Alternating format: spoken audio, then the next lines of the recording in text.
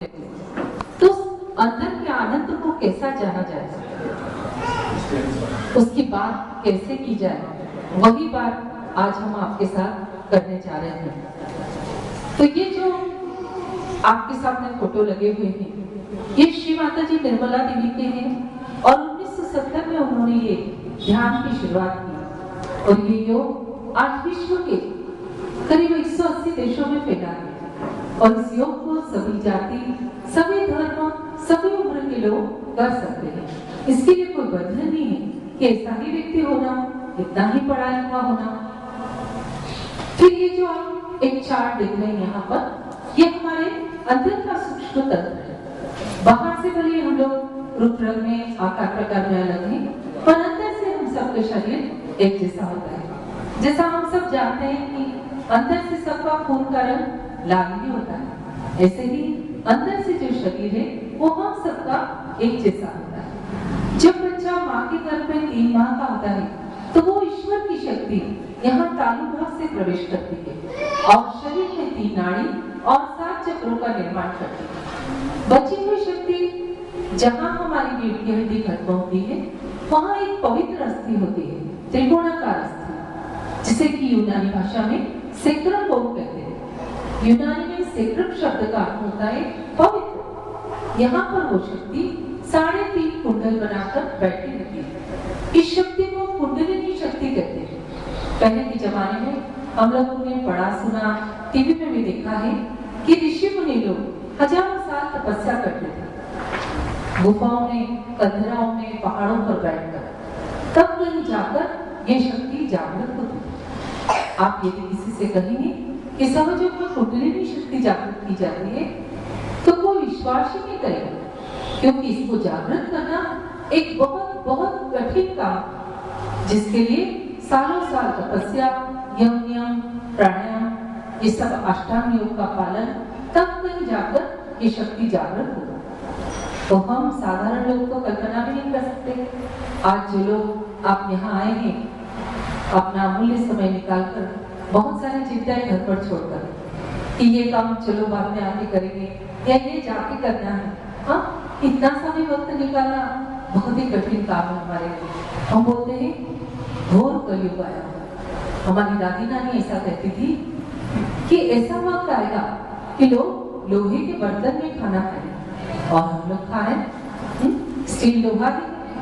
ऐसा कहा जाता था कि ऐसा घोर कलयुग आएगा, परंतु उतना ही सुंदर टाइम आया है, ये ब्लॉसम टाइम, बहार का वक्त। जो संत साधु लोग न मालूम कितने जन्मों से उस ईश्वर को तलाश रहे थे, वो हम आप जैसे साधारण गृहस्थ के रूप में जन्म लें और अपनी शक्ति को जागृत करें। जब ये शक्ति जागृत होगी और मध्य मार्ग से ऊपर उठकर इस सिर के ऊपर जो तालु भाग है, जो ब्रह्मरंध्र, जिसे हम सहस्त्रार चक्र कहते हैं, जो ईश्वर से मिलन का द्वार है, जब इसको भेद कर उस चारों तरफ फैली हुई ईश्वर की शक्ति से हमारा योग कराएगी, तो वो परमात्मा की शक्ति हमारे अंदर बहने लगेगी और दोनों हाथों पर और सिर के ऊपर तालु भाग पर वो शक्ति ठंडी या गर्म हवा के रूप में आपको अभी यहाँ पर महसूस होगी। ये ठंडी या गर्म हवा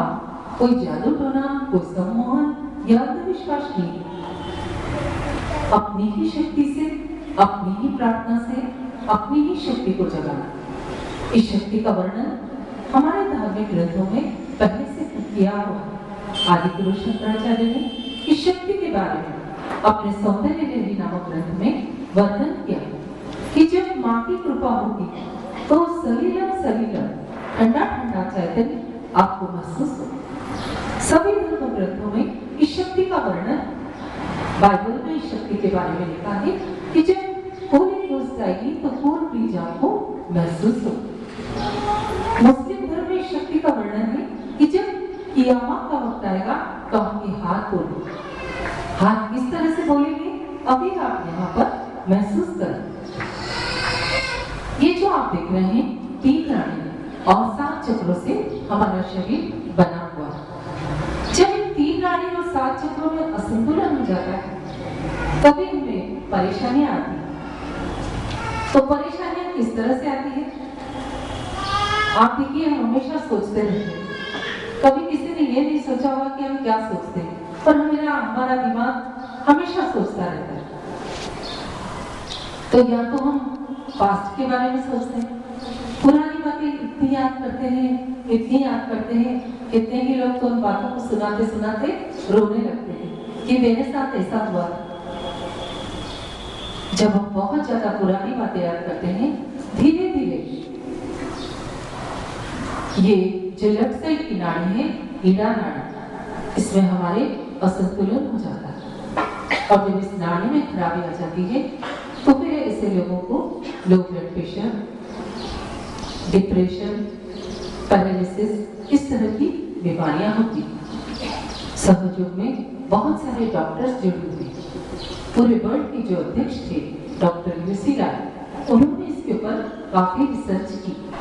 इस योग को करने के बाद आदमी के अंदर क्या परिवर्तन आते हैं, और उस रिसर्च को प्रकाशित किया। और उन्होंने बॉम्बे में सीबीडी बेलापुर में एक इंटरनेशनल हेल्थ सेंटर बनाया है, जहां मेडिटेशन के माध्यम से लोगों की बीमारी ठीक की जाती है। पर हम सहयोग में ज्यादा बीमारी की बात नहीं करते हैं, नहीं तो लोग यहाँ खाली बीमारी ठीक करने आ जाए। हम यहाँ पर बात करते हैं इस आत्मा का उस परमात्मा से मिलन, उस ईश्वर को पाने।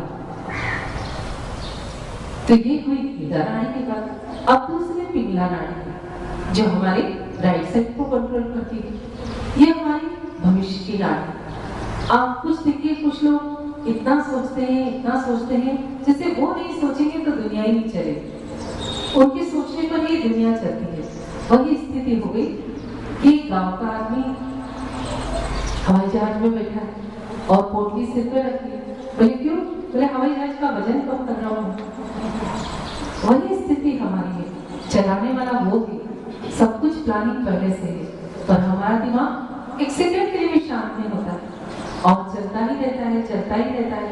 जब बहुत ज्यादा फ्यूचर के बारे में सोचते नहीं, वही प्लानिंग करते रहते हैं।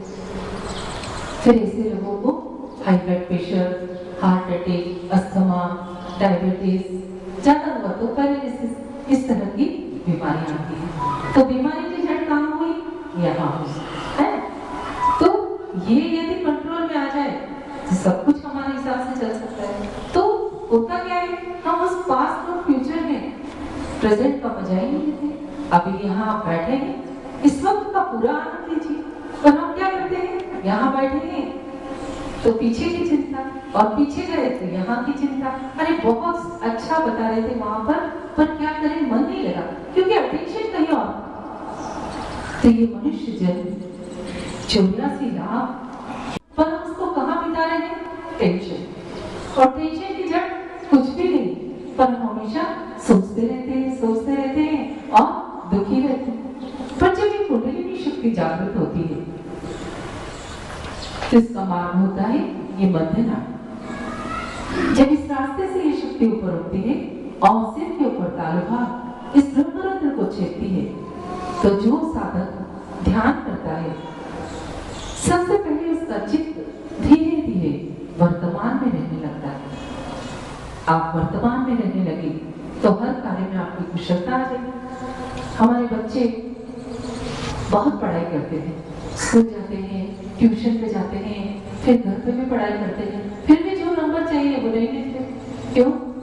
हम बोलते ध्यान लगा के पढ़ो, पर ध्यान का है, मैं तो पीछे का सोच रहा है या आगे के हवाई फूल बनना। तो कितनी भी पढ़ाई करने के बाद बच्चों को जो रिजल्ट है वो मिल ही नहीं पाता। तो इस चित्त को पकड़ना आ जाए कि जहां हम चित्त डाले वहां काम, जो हम सोचे वही हो, तो जीवन में कोई परेशानी, टेंशन नहीं रहेगी। यदि आप जहाँ बैठे इस वक्त का आनंद लेना सीख जाए तो जहाँ है वहां मस्ती में रहे, कोई टेंशन नहीं रहेगा। तो इस योग का सबसे पहला फायदा आपको क्या मिलता है? आनंद की प्राप्ति है। ये सारी आपदाएं किस चीज के लिए? आनंद के लिए। और वही हमारे पास नहीं। सबसे आप यदि अकेले में आप लोगों से बात करूं तो सब लोग टेंशन की बहुत बड़ी लिस्ट बता दें। मेरा बच्चा, मेरा घर, मेरा ऑफिस, मेरी नौकरी, ये इतनी सारी मुझे प्रॉब्लम्स हैं। पर असली में कुछ भी नहीं। जब आपके चित्त को आप अपने बस में करना सीख जाते हैं तो सबसे पहले आप आनंद में रहने लगते हैं। फिर ये हो गई 3 नाड़ियों की बात। फिर ये 7 चक्र जिनसे हमारा इन 3 नाड़ियों और 7 चक्रों से शरीर चलता है। ये जो फूल जैसे देख रहे हैं ये हमारे शरीर में चक्र है। असली में ये नाड़ियों के गुच्छे हैं जिन्हें आध्यात्म में चक्र कहते हैं, मेडिकल की भाषा में इन्हें प्लेक्सस कहते हैं, पर असली में ये शरीर के अलग अलग अंगों को संभालते हैं। जितने भी नाड़ियां हैं हाथ पर और पांव पर आकर खत्म होंगी। तो सबसे पहला मूलाधार चक्र। इस चक्र का स्थान जहां पर हम जमीन पर बैठे हैं वहां पर होता है और हाथ और हथेली जिस स्थान पर बैठे हैं यहाँ पर। जितनी भी हमारे शरीर में नाड़ियां हैं हाथ पर और पांव पर आकर खत्म होंगी। समझो कि एक मुख्य विशेषता यह है कि आप अपने शरीर को अपने हाथों पर जान सकते हैं कहाँ क्या दिक्कत है, और धीरे धीरे ध्यान की प्रैक्टिस करके इन बीमारियों को आप अपने शरीर में से निकाल भी सकते हैं। तो सहयोग का पहला फायदा क्या हुआ? आनंद की प्राप्ति। दूसरा, आपका शरीर भी स्वस्थ हो जाएगा। तीसरा, जो चक्रों के गुण हैं वो आपके अंदर आ जाएगा। हर चक्र की कुछ क्वालिटीज हैं। जैसे इस मूलाधार चक्र के गुण हैं बुद्धि, विवेक, पवित्रता और मंगल। धार्मिक दृष्टि से देखें तो ये गुण किसके हैं? श्री गणेश। जब हम मंदिर में जाते हैं बहुत लंबी लाइन लगा के और मूर्ति सामने आती है तो क्या करते हैं? आंख बंद कर लेते हैं, हाथ जोड़कर आंख बंद करते हैं और जो देवता सामने है उसकी प्रार्थना चालू कर देते हैं। तो श्री गणेश की हम प्रार्थना करते हैं कि रिद्धि सिद्धि के साथ आप हमारे अंदर पधारो, पवित्रता दो, मंगलमयता दो, हमारे घर का वातावरण सुंदर करो। तो इस तरह से जो भी भगवान आए अपने हमें गुण देने के लिए, और हमने क्या करा? हमने झगड़े कर दिए। मैं इस देवता को मानता, मैं इस धर्म को मानता, मैं इस धर्म का, मैं उस धर्म का। पर जो भी अवतार आए अपने गुण हमें देने के लिए आए, हमारे उद्धार के लिए आए, क्योंकि ये मनुष्य जन्म बहुत ही कीमती है, सबसे कीमती है। देवता भी तरसते हैं इस मनुष्य जन्म को पाने के लिए, क्योंकि पुण्य इसलिए किए जाते हैं, देवता बनने पर तो खाली भोगा जाता है। तो ये बहुत सुंदर वक्त मिला हुआ है और सुंदर समा है। माँ हमारे बीच पधारी है ये सब ज्ञान को देने के लिए, और ये इतनी अनमोल चीज है कि आप इसको पैसों से खरीद ही नहीं सकते। इसलिए समझो श्री माता जी ने पूरे विश्व में पूरी तरह से बिना मूल्य फैलाया, कभी इसका कोई पैसा लिया और दिया नहीं जाता। इसलिए प्रोग्राम में जो ऑर्गेनाइज किए जाते हैं बिल्कुल इस तरह साधारण जगह, कोई बहुत VIP या कोई बहुत बड़ा ऑर्गेनाइजेशन नहीं है हमारा, पर जो है वो इतना अनमोल है। जिन्होंने इसको पा लिया वो इस चीज को जानते हैं कि वो इस आनंद में जी रहे, कितना बड़ी, कितनी अनमोल चीज उन्हें मिली। क्या हम आनंद और शांति बाजार से खरीद सकते? अगर खरीद सकते तो सब 1 किलो रोज खरीद जाते कि चलो आज का दिन अच्छा गुजरे। वो तो अंदर ही है और अनमोल। इसलिए पैसों के नाम पर जो बाजार लगा रखा है गुरुओं ने, वो समझो हमें ठग। ये बिल्कुल सत्य बात। आप परमात्मा को खरीद ही नहीं सकते। सारी शक्तियां, सारे देवता, जितने करोड़, सारे शरीर के अंदर है। हम चाहें तो उन्हें जागृत कर सकते हैं और उनके गुण प्राप्त कर सकते हैं।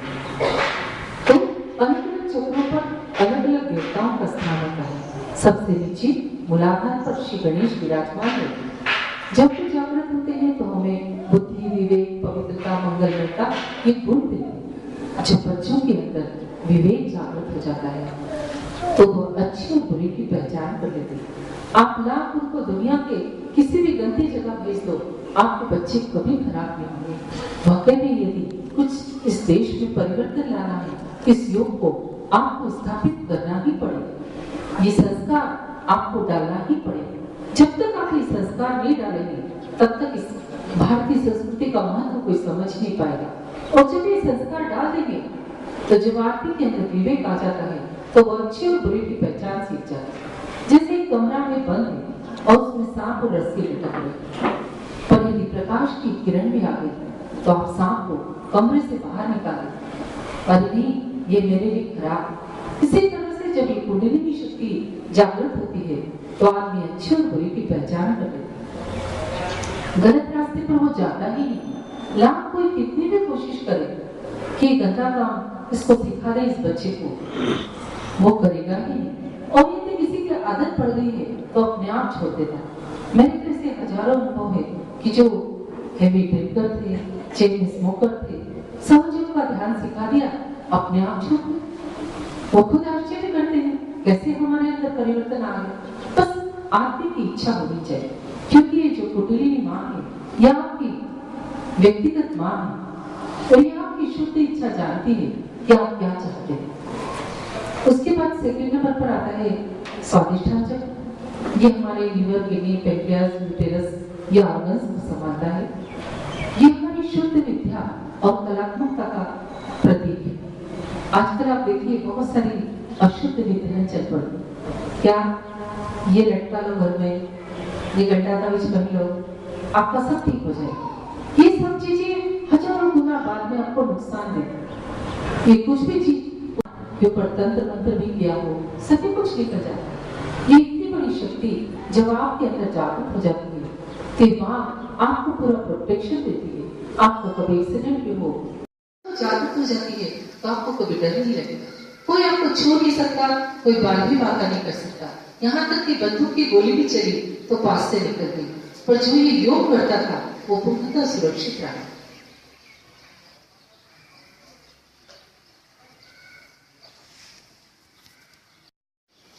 पहले कभी नहीं सुनते थे ये बीमारियां, पर आजकल आम बात हो गई। पहले क्या है, संयुक्त परिवार रहते थे।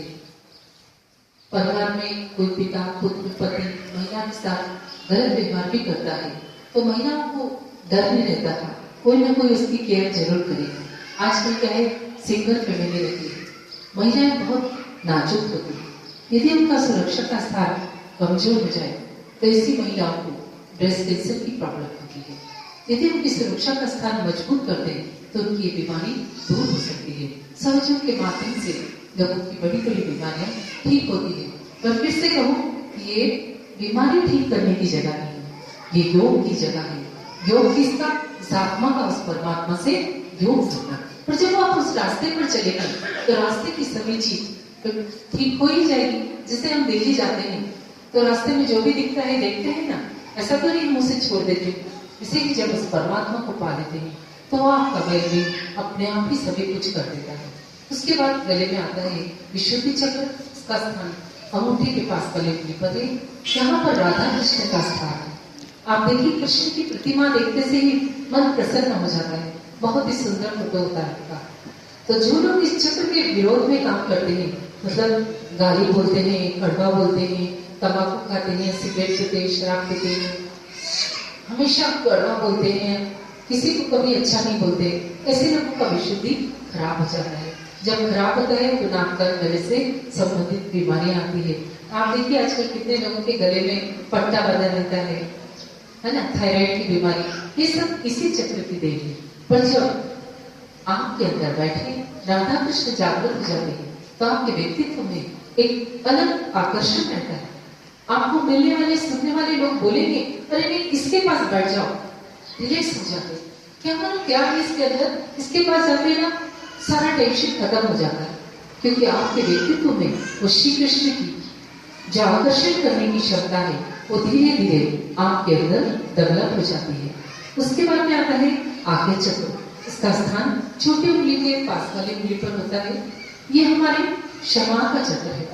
जो भी हुए, महावीर, बुद्ध, ईसा मसीह, सबने एक ही बात से कही कि सबको क्षमा करो, जो हम कभी नहीं कर पाते। सालों पहले किसी से झगड़ा हुआ हो, भले ही उसको कुछ बोल नहीं पाए, और हमेशा याद करते कि उसने मेरे साथ ऐसा किया। जब आप क्षमा नहीं करते तो क्या होता है, उस व्यक्ति की नकारात्मक ऊर्जा हम तक हमेशा आती रहती है, और जब उसकी नेगेटिव एनर्जी हम तक हमेशा आती है तो धीरे धीरे ये हमारा आज्ञा चक्र खराब होने से सिर दर्द, आंखों में प्रॉब्लम, ज्यादा हुआ तो ब्रेन हेमरेज, इस तरह की बीमारी हो जाती है। तो जब आप क्षमा करते हैं तो ये ईगो और सुपर ईगो के जो दो बैलून यहाँ पर बन जाते हैं, ये पिछड़ जाते हैं और ये कुंडलिनी शक्ति यहाँ से बाहर निकल कर इस सहस्त्रार का भेदन कर उस चारों तरफ फैली हुई परमात्मा की शक्ति से हमारा योग करा देती है। और जब उस शक्ति से योग हो जाता है तो वो शक्ति हमारे अंदर बहने लगती है और हमारे दोनों हाथों पर और सिर के ऊपर तालु भाग पर वो शक्ति ठंडी या गर्म हवा के रूप में महसूस होती है। तो अभी आप सब लोग महसूस करना चाहें, हाँ, इस शक्ति को जागृत करना चाहेंगे, सभी की इच्छा है, क्योंकि ये हमारी व्यक्तिगत मां है। यदि आपकी इच्छा नहीं है तो इसको जागृत नहीं कर सकते।